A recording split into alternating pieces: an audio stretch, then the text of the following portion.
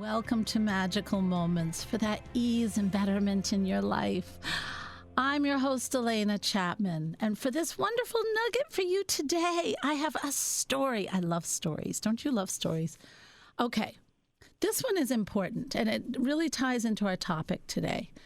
When my dad was in hospice, this was in 2004, okay? He had a long battle with Lou Gehrig's. Really awful disease. And I remember he was in hospice. Now, my dad knew something was wrong years before. I mean, I watched how he was trying to do Tai Chi. He was trying to get the energy flow going through his body to get himself balanced again, get his everything aligned. Now, my dad was not, let's face it, he was not open to modalities usually, so that was very weird.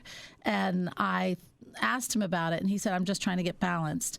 I noticed he couldn't walk in a straight line. I saw stuff, his smile looked weird. I know that sounds funny, but his smile was crooked.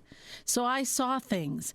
And then all of a sudden, the man who never went to church when I was growing up, because remember I tell you, I walked myself to church, all of a sudden was going to church every Sunday, which usually happens when you feel like you're sick, right? And we're Catholic. I think you know that too if you listen often.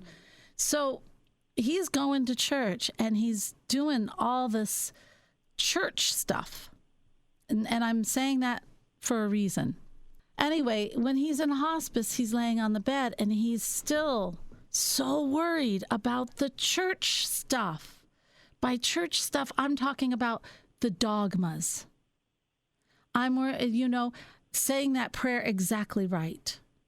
Saying the rosary just the way the priest does. Abiding by all what the priest says as a man. And as in the Catholic faith is a between person between you and God, which you really don't need, by the way. And not that you're wrong if you're Catholic, but you got to take some responsibility for yourself. Anyway, my dad here is on his deathbed. He only lived one day after this. And he is so caught up in the frickin' dogma. And here I am, his daughter, who he loved dearly, always wanted me to be something more than I was as far as a better career. That's all right. Thought I was his flower child. And I'm sitting there and he says, will you say the rosary for me? And I haven't said the rosary for a long time. And so I said the Hail Mary and I said it wrong. Oh my God. He was just like I had created blasphemy. And I said, Dad, enough. I said, the dogmas are important to start with if you want to feel some grounding. But you're going to a higher power, and the higher power doesn't care. It cares about what's in your heart. I said, you're relying on this to get you through some imaginary gate. You have got to just open to the higher power. You've got to open to God. Now, he poo-pooed me and went back to his thing of saying the Hail Mary the right way, doing things the way the priest had said, staying in the dogma. Made his passage harder because then fear set in. I'm not good enough. I don't know if I can do this. He fought it because he was scared of that Peter at the gate thing, which, by the way, there is none. I know that. So with this, I have seen so many people get caught up in the man-made rules of religion that damage us, that keep us in a victimhood. And then I see people, I don't know, I've taught in almost every kind of religion. I conducted bells. I knew nothing about bells, but I had 3 choirs of bells, which I had to learn. I've had choirs. I've had everything. I always saw the glory. I never heard the dogmas because I was vibrating so high from the music and into the higher power. Now, I have Krista Xiomara here. She is a wonderful, beautiful soul. And she is going to talk to us a little bit about this. You know, where I was able to escape a lot of the dogmas, some of us aren't. So she is the creator and host of, and I love this name, guys, I'm Awake, Now What? I love that. I love that name. Sorry. I always laugh when I hear it. Incepted in 2018 as an audio community for anyone who is on a path of spirituality, healing, and personal development. At the age of 28, Krista decided to walk away from her religion of origin after suffering from religious trauma and wounding. She would spend the next 6 years studying religion, philosophy, psychology, and spirituality in search of answers, healing, and a way to reintegrate fully into her humanity and divinity. After emerging from this experience, her focus has been to help others heal and come home to themselves by teaching the path of liberation, integration, and inner peace. She has her first nonfiction book and another great name. You're good at naming things, Krista. The Alchemy of Kindness. Oh my God, I love that name. Will be out summer 2022. And at the end of 2021, Krista Xiomara created Lightcasting, a podcast network for spiritual podcast shows and content. I love it. So with that, hello, Krista. How are you today? I'm doing well. Good morning. Thank you for having me back. I am so excited to have you back. Anyway, you're a beautiful soul. I always love to have beautiful souls back. So anyway, as I was talking about with my dad, you were in a religion when you were growing up. What religion were you in? So I was in Catholicism as well, but we were in a sort of offshoot, off-brand, very cultic version of Catholicism. So I like to describe it as kind of like David Koresh met like hippies kind of thing. You know, there was a ranch and there was buildings and women were separated and everyone wore long skirts and things like that. So, but it was still recognized by the Catholic Church. And the church does have a lot of different runoffs. I mean, yeah. My nieces, no, my cousins, they are in the school system in Georgia. And a few years ago, it was Catholic schools. All of a sudden, this a sect of the Catholic Church that I didn't even hear about, but was very popular in the 50s, came in, and the changes they made brought their little girls, who were always brought up to be independent, strong. These kids were little, but they were really in line to do things with their lives. All of a sudden, we're saying, well, it's not my place to play games with the boys. It's not my place to talk in the class. All of a sudden, they were being put as second-class citizens and made to feel like they had to hold a place in life and with rules and regulations. It shocked me. I have a feeling you had a lot of that. Yeah, the thing I talk about in my book and on the podcast a lot in reference to growing up in this religious experience is it really was about what you talked about in your father's story there, which you didn't outwardly say it, but it's about fear and control. So religion does tend to be very fear-based, and that fear-based teachings then lead to controlling of people. And when I came out of my religious experience, one of the things that you talked about in my bio there is that there was a lack of integration because I wasn't taught to think for myself. I was taught to believe with blind faith everything the church told me. And I lived in a lot of fear for a very long time. I lived in fear of other people who were not Catholic. I believed in fear of homosexual people, gay people, queer people. I lived in fear of some other races as well, even though I'm a minority myself.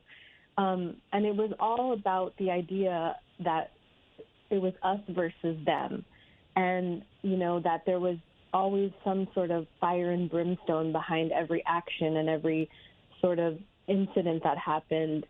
And I think for me, coming out of that experience, the biggest thing was removing all of this lack of integration and moving from a follower to a person that is self-led, who has self-led energy, who can make decisions for themselves, who doesn't need an intermediary between God. Because coming out of that experience, I know to the depths of my being, there is nothing that separates us from divine. We are divine.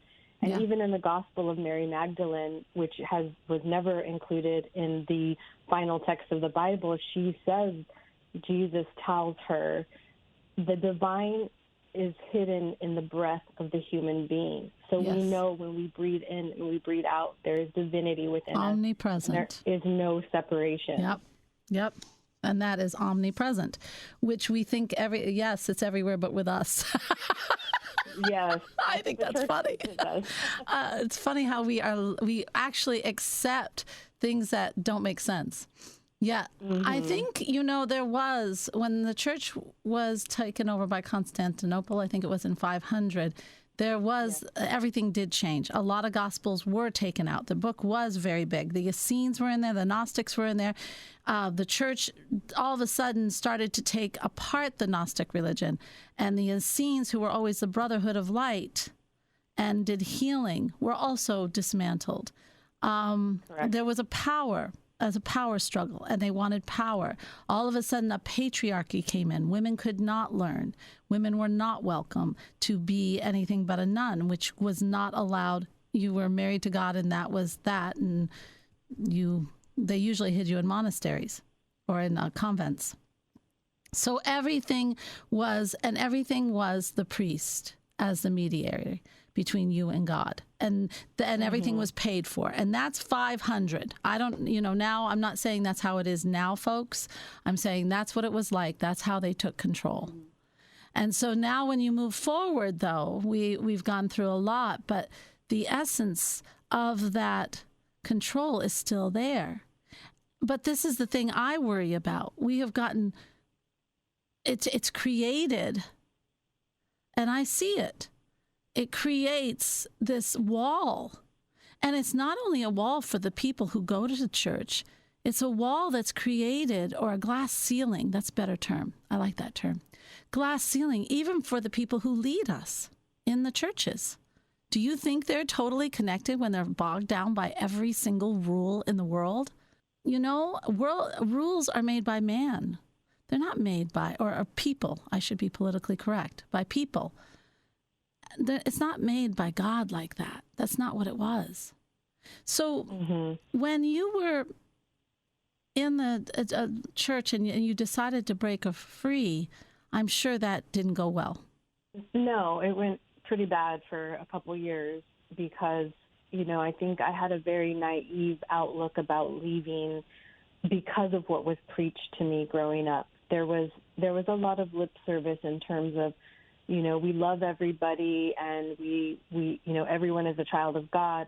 But you find out that's actually a very conditional statement when you leave. So I left and my family didn't speak to me. I lost all of my friends in my religious community because now I was on the outside. And I didn't think that would happen because everything I'd been told up until that point was that they would be there for me. And so in a good way, I thought it was great that I had that naivety because maybe I wouldn't have made that decision. And then it also forced me to really stand on my own 2 feet and say, well, what do I believe? And I think to your point about the rules and the dogma, I feel and I sense in everybody I've interviewed on my podcast is the church to me, and this applies not just to Catholicism, I would say all Abrahamic religions, is creating a lot of generational harm in terms of even the small stuff, guilt, shame, denial of self, denial of feminine and masculine attributes. And that trickles down in different iterations to each one of us. And so I think to me, what I would like to see in my lifetime is the church take some responsibility, Abrahamic religion take some responsibility and say, we've done a great deal of harm here. Why don't we create some real healing? And that doesn't even touch on the sexual abuse stuff, which we won't get into, right? Which I don't think they know how. Trickle down. But I don't think they know how. Go ahead. I mean, I'm sounding like the pessimist. I hate to say it. I've heard interviews, especially during this COVID, of leaders saying that they're losing their church, and I've listened to the interviews because I was very concerned. I mean, the church, for some people, it is a great starting place. It's a great starting place to just sing the songs, or just to feel like there is a place that you can go for solace if you really need it. Mm-hmm. Yeah. So, and I always felt that, even though I didn't listen to all the dogmas as a kid. But the one thing I do see, and all those interviews I listened to, there was an element of what they were mad at was that people were questioning them. Right. Every interview I listened to during COVID, where the church leaders were upset that they were getting asked. They were asked to come. They had a come to Jesus moment with the people who were not satisfied, who were saying there was more. Yeah, I know, that's a funny pun, isn't it? So, because they're losing control. And I think just this week, there was a statistic that about now, and at least in the Western world, meaning just America, about 68% of people now consider themselves spiritual, not religious. And if you do the numbers on that, that means that in Abrahamic religion, which is the biggest one here in the United States, people are leaving en masse. They are losing their flock, and that can be incredibly upsetting. But the church and Abrahamic religion hasn't pivoted to have self-awareness. Right now, the onus has always been on the congregants, and it's not us, it's them. It's their rules, it's their decisions on how they led, how they removed the feminine, how they allowed abuse and guilt and shame to propagate for so long that it became untenable for people to stay there, because inherently we want to feel loved and be loved by the divine, and we can't find that in those institutions, and that's why people are falling away, in my opinion, so quickly. I think they have to stop. In order for it to start growing, they have to stop thinking everything in this world is a sin. Yes. I mean, I'm serious. That, right? And allowing, they really do. If you're out of the religion, and doesn't matter what religion you are, like God is only in that one religion, I don't think so. And no. When you leave, it's a sin. If you believe in homosexuals, well, or you're a sin. If you even believe that homosexuals have a right to live, you're a sinner. I mean, I remember when my oldest went to confirmation, and they started talking against divorcees. Well, there's their mom, right? I'm his mom. I'm divorced. Then I was in music. I have tons of friends and still do, that are gay or homosexuals. Sorry, we got rid of that word. Homosexuals. And they're good friends, lovely people. I love them. And so when he heard how he had to believe in the Catholic Church, he'd have to denounce me. Do you see? Mm-hmm. Isn't that funny? And because he didn't denounce me, they took him into a room by himself for the whole weekend while all the other kids got to play. He was integrated, supposedly trying to integrate into the church. And they had 3 people there questioning him, correcting him, questioning him, correcting him. And I didn't know it. Yeah, that's terrible. Isn't that horrible? And the sacrament of confirmation itself is actually supposed to be the inverse of that process. It's supposed to be when you are at a mature age to make a decision about your own individual faith. And now nobody goes to the confirmation sacrament and goes in there saying no. We all know we're supposed to say yes, but it is the last opportunity in the sacraments, up to your own religious rights, to say, no, I don't believe in this. Yes, I do believe in it. But it sounds like your son had just the opposite of that experience, and I'm so sorry for you that happened. Thank you. Well, I think it's the first time they ever saw me angry. Which doesn't happen very much, but you don't hurt a child of the mama bear. So it is sad, though. I think churches will find a renewal if they start to not think they are the Holy Grail, and to see themselves as a pathway to God and love. And instead of a football team, we're trying to form together, and all teams are wrong except ours. And Yeah. I do think there should be like there should be some sort of reconciliation too. To your point earlier, I think the church also appropriated a lot of rituals and practices from other earlier religions and called it their own. And so we know modalities, historical information and findings that these rituals existed before the Catholic Church or Abrahamic religion, and they're calling it their own thing. And I think there could be a sort of reconciliation of sorts, saying we've taken these things, we have said they are our own, we recognize them from other religions, we realize we haven't been on the right path, we want people to feel loved and held by God, the divine, and here's what we plan to do. But you don't hear any of that. No. And I think, I don't know if we ever will, and I think that's why people are finding other modalities to nourish themselves spiritually. At least that's what I see on my podcast for people who come on. They do believe in most of it. It's all of the man-made stuff, like you said at the top of your intro there. It's the man-made things that get us off kilter. Yeah. And for years, I did go to church. I love the community and the people. God, beautiful souls that were, just the people in my choirs. I used to have so much fun with them. They were so fun. And we were creating music, and they got a kick out of me. I had a kick out of them. But the music, when it was right, oh my God, it sent me to heaven itself, And you can get that. I created a band. Like a channel to God or something. It is a channel. It can be a channel to God. If you hear fear, if fear comes into play, or it puts you into a role that's not natural, that's when it's going askew. And that is not God, guys. That is man or people. Mm-hmm. Man meaning people.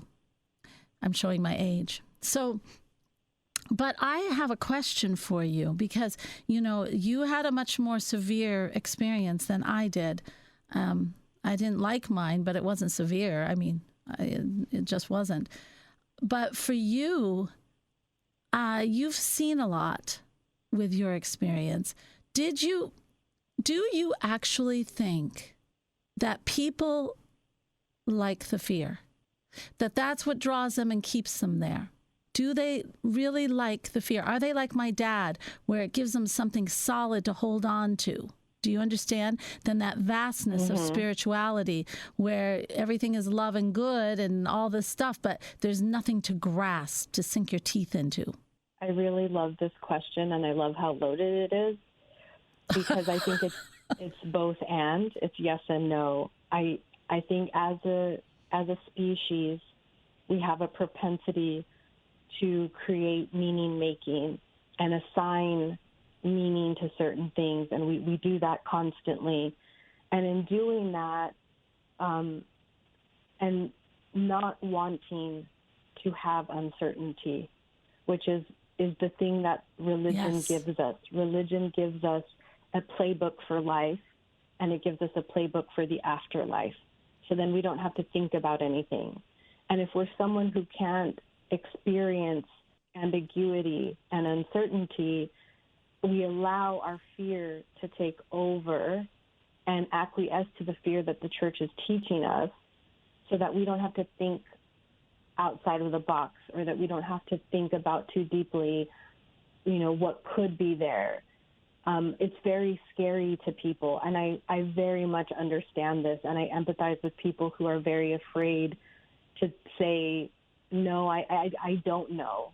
For me, in my experience, I came out feeling very attuned and an affinity for uncertainty. Like, I'm so grateful I don't know, and I'm so excited to die, in the sense that, like, I don't want to suffer to die, but when I die, I'm certain something will be shared with us.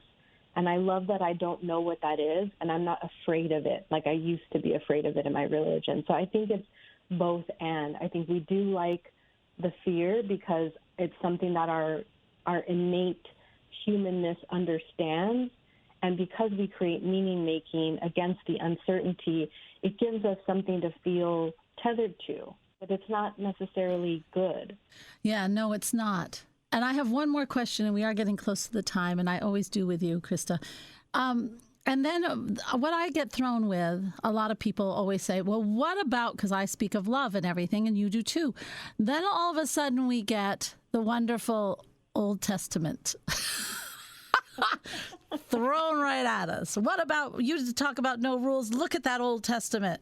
And what do you say about that? Well, I will say about, I do not tether myself to the Old Testament anymore. I actually think it's gobbledygook. But I will say on my own spiritual journey, there's something you hear people say all of the time, which is the one thing we're meant to do here in our human experience is to remove all obstacles and illusions that I am separate from you. And when you remove those obstacles and illusions, the only thing that can exist there is true, authentic, unconditional love for humanity. That's right. And I think our purpose here on earth is to do that, regardless of the text or the dogma or the place you started or the place you're going to be.